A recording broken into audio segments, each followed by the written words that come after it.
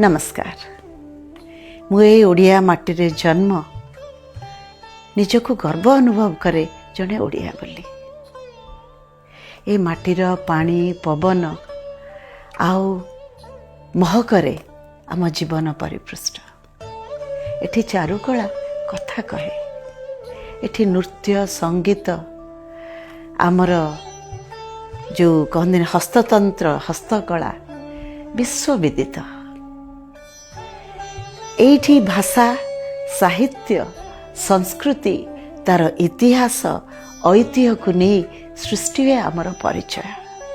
से परिचय रे विश्व रे परिचित हुए ओडिशार अस्मिता।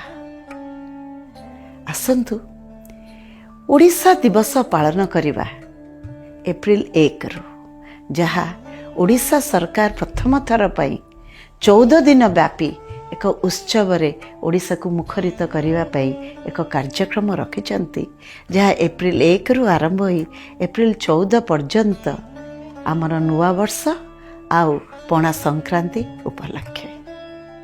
आसंतु 12 मासरे 13 पर्व आमर जानी यात्रा आमर परंपरा को विश्व दरबार रे बाढ़ी देवा उत्कल दिवस को लेकिन आमे सुंदर भावे नृत्य संगीत रे मूर्छना रे भरी देवा।